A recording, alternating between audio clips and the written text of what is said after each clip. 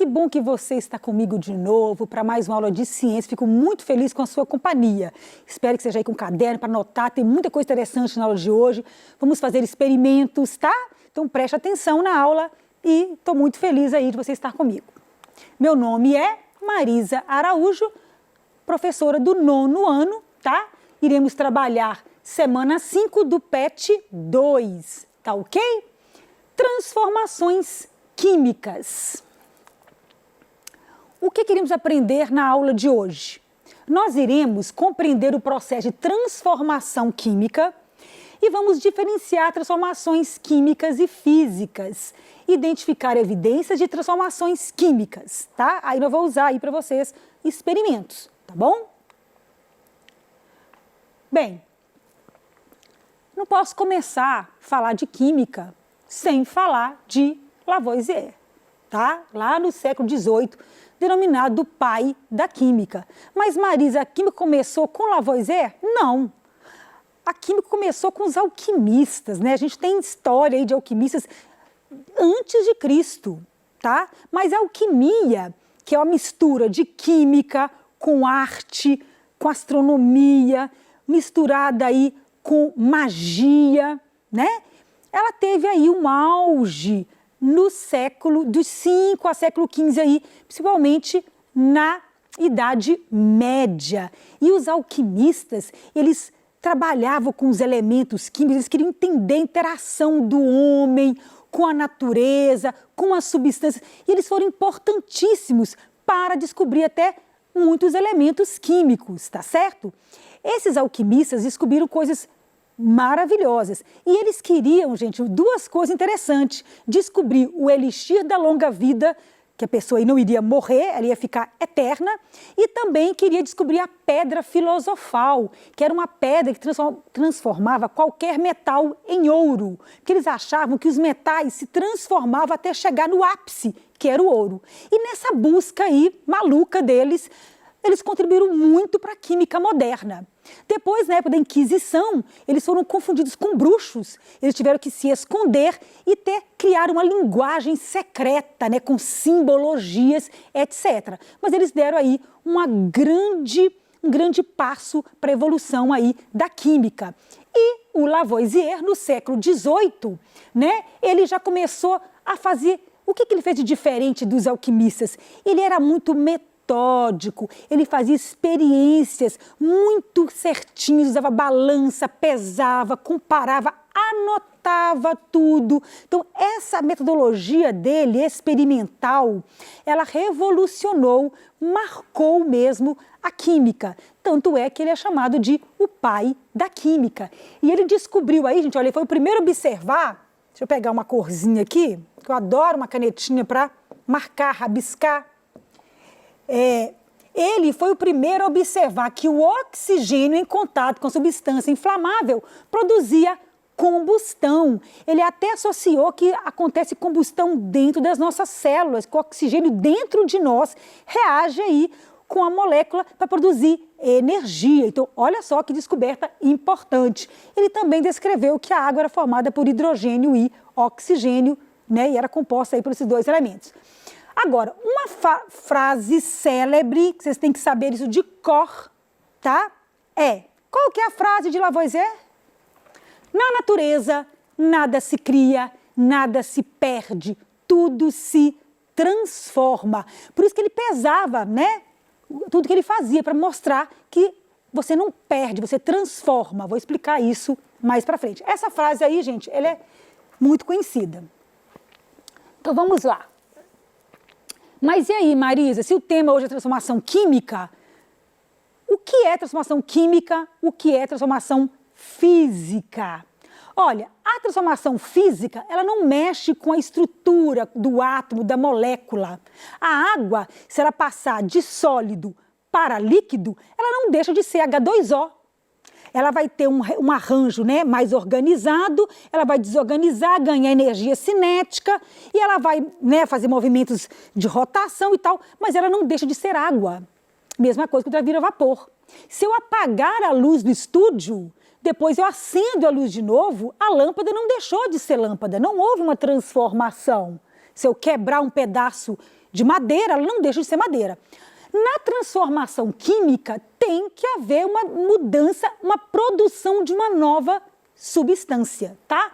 Então, olha só, uma coisa simples de fazer na casa de vocês é colocar açúcar na água. Você vai adoçar aí, tomar uma água com açúcar, um calmante, ou colocar um suco, você coloca ali o açúcar. E aí, é químico? Vamos ver. Observem aqui como que eu veria dentro do copo microscopicamente. Aqui de branquinho, vou pegar o vermelhinho, eu tenho o cristal de açúcar. Tá? E onde que ele vai ficar? Olha que interessante. Ele vai ficar entre as moléculas de água. Houve uma transformação química aqui? A água deixou de ser H2O? Não. O cristal de açúcar deixou de ser açúcar? Não. Ele só misturou. Ocupou os espaços vazios que tem ali. Quando acabar o espaço vazio, vai sobrar açúcar. Quando você põe açúcar demais, ela vai para o fundo ali, decantar, né? Precipitar. Então, aqui é uma transformação física, porque não houve uma formação de nova substância. Ah, Marisa, e se eu colocar água com sal? Olha que interessante. Se eu colocar sal na água, já é diferente, tá? Olha só, o sal é uma substância... Essa cor não tá boa, deixa eu mudar. O sal, deixa eu apagar aqui, peraí. É formado por sódio, que é Na, e Cl, que é o cloro. São muito reagentes. O sódio quer perder um elétron, o cloro quer ganhar. Então, eles trocam de elétrons. O sódio dá um elétron para o cloro. Então, eles formam íons, né? Que aqui é o íon. O sódio fica positivo, porque ele perdeu o elétron, e o cloro negativo, porque ele ganhou. Tá? Então, já é uma ligação iônica. Vou ensinar para frente para vocês. Quando eu jogo isso na água, o que acontece? Olha que interessante aqui. Chegam de pertinho para ver. Vou pegar aqui a cor branca. Aqui, olha, o átomo de cloro, que é um íon aqui negativo carregado, como ele é negativo, ele vai atrair o átomo da água que é positivo. Que quem que é? Quem que é positivo na água? O hidrogênio. Então, aqui eu tenho o hidrogênio, ó, que está de branquinho, positivo, todos viradinhos para o cloro, que é negativo. E o sódio, que está do lado de cá, ó, que é positivo, vai atrair os íons negativos, que são de quem? Do oxigênio, tá? Então, você percebeu que eu tenho uma separação, uma dissociação, né? Então, aí eu já posso falar que é uma reação aí de dissociação, uma reação química. Então, olha aqui embaixo, que interessante, NaCl, que é minha substância, ela em contato com a água, ela transformou em Na+, Cl-, sódio e cloro. E aí, físico ou químico? Eu tenho aí limalha de ferro com enxofre misturado. Mas se eu pegar um ímã, eu consigo puxar, atrair o metal. Então, isso é apenas uma mistura, tá? Heterogênea, é uma mistura. Nem toda mistura é uma transformação química. Tanto é que eu consigo separar aí usando um ímã, tá? Então, esse processo é físico.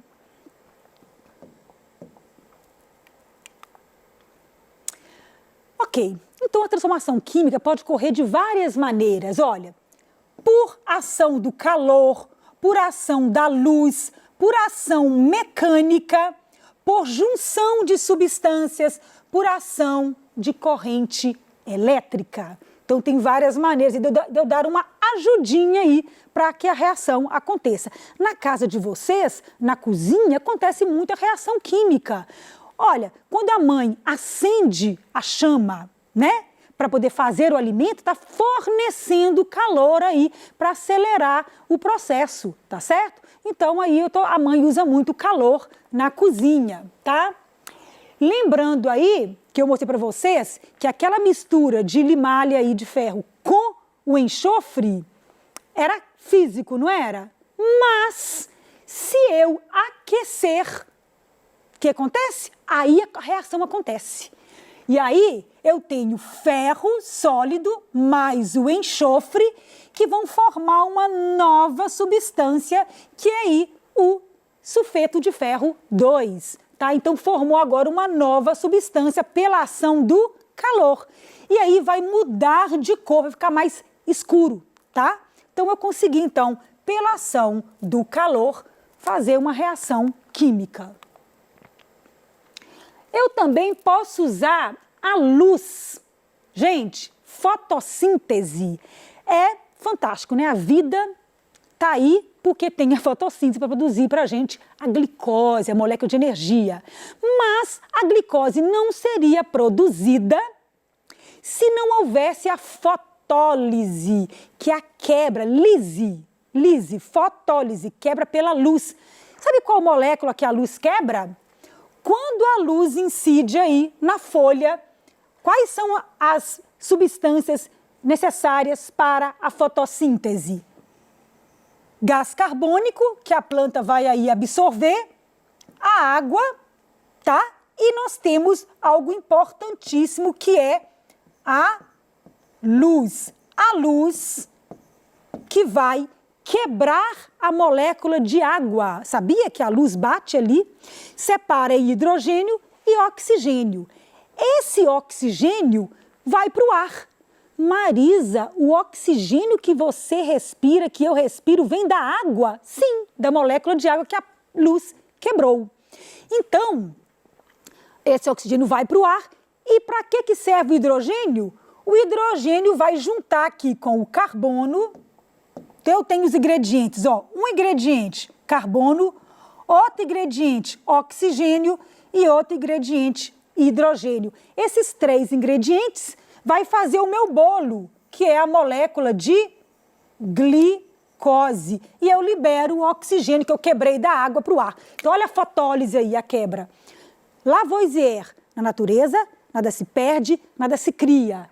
Eu perdi isso aqui? Não, eu criei uma nova substância, ok? Tá? Bem, ação mecânica. Gente, a história do fósforo é interessante, você pode pesquisar depois na internet, é muito legal, né? Quando o fósforo foi descoberto, né? Ele foi descoberto aí, aleatoriamente, um cientista lá fazendo um experimento misturando urina com areia, foi até um alquimista, né? E aí aqueceu, produziu uma substância branquinha lá, fluorescente, que ele viu que era altamente inflamável, que era o fósforo, tá? Lembrando aí que o fósforo evoluiu, inicialmente podia entrar em combustão até na caixa, hoje ele é mais seguro, mas que interessante, o fósforo não está aqui dentro, ó, na cabecinha do palito. O fósforo, ele está aqui, nessa parte que você vai riscar, tá certo? Por atrito. Então, esse atrito, né, que vai dar aí ação por ação mecânica, nós vamos ter, então, a combustão. Olha, então na caixa nós temos sulfeto de antimônio, que é a curiosidade, óxido de ferro, para gerar atrito, e fósforo vermelho para produzir calor intenso. Quando você raspa a cabeça do fósforo, a fricção emite calor, tá? Essa energia converte o fósforo vermelho em fósforo branco, que é volátil e reage com o oxigênio do ar, causando ignição, tá? É lindo, se for olhar isso, dá para ver até em câmera lenta esse processo acontecer, ok? Beleza. Outra maneira, por junção de substâncias, que eu já falei várias vezes aqui, eu misturei gás carbônico, misturei com água e formou glicose, né? Aqui tem um outro exemplo, que é, peraí, peguei errado aqui, outro exemplo aqui, que eu tenho, olha, o sódio é um metal alcalino da família 1A1, que ele é muito reativo com água. Se eu jogar um sódio na água, dá uma pequena explosão por causa da reação. Eu ia fazer isso aqui, mas eu achei melhor não fazer. Então aqui o sódio reagindo com água, eu tenho duas substâncias que juntaram e formaram aqui o hidróxido de sódio e o hidrogênio. Esse hidrogênio aqui uma reação exotérmica, libera calor e aí então queima esse hidrogênio aí, causando aí uma combustão interessante. Outra forma por corrente elétrica. Você pode quebrar a molécula de água usando a corrente elétrica. E aí você separa, então, em hidrogênio e oxigênio, chamado de eletrólise da água. Tem que ter uma corrente elétrica para poder fazer essa transformação. Gente, vocês têm que saber que toda reação tem reagentes e produtos. Reagentes está antes da seta, ó. Produtos está depois da seta. Então, se eu juntar hidrogênio com oxigênio, eu tenho os reagentes e eu tenho, depois da seta, o produto. Se eu juntar ingredientes do bolo, são reagentes, e o bolo seria o produto. E lembrando aqui, gente, que é uma outra lei aí da Lavoisier, que é a conservação das massas, a massa dos reagentes é igual à massa dos produtos, tá? Porque a substância não se perde aí, ela só se transforma, mas é um assunto para uma próxima aula. Vou mostrar para vocês aqui agora algumas evidências de transformação química, que pode ser produção de luz, quando eu acendo um fósforo, que pode ser produção de bolhas, mudança de cor, olha aí o enferrujamento do ferro, liberação de um gás, etc. Tá? Vou mostrar para vocês aqui alguns experimentos, tá? Vou pegar aqui um tubo de ensaio, tá? Vou colocar aqui um pouco de água. Já pede colocar 20, 30 gotas, mas vou colocar aqui mesmo no olhômetro, tá? Vou pingar aqui uma substância.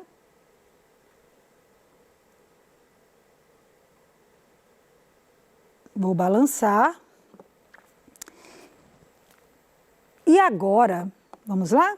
O que vai acontecer? Olha, uma evidência de uma transformação química. Essa é a fenolftaleína, é um indicador de pH. Esse aqui é o hidróxido de cálcio, que é uma base. Então, em presença de base, a fenolftaleína, ela passa para rosa, né? Aquela cor. Aí agora, Marisa vai fazer uma outra brincadeira aqui. Olha só, prestem atenção, ó. A cor foi embora. Eu coloquei um ácido. O ácido com a base neutralizou a base e aí a fenolftaleína perdeu a sua cor. Isso é muito tranquilo de fazer, uma reação ácido-base, tá? Vou fazer uma outra brincadeirinha aqui, tá? Uma outra evidência de reação química. Vamos ver?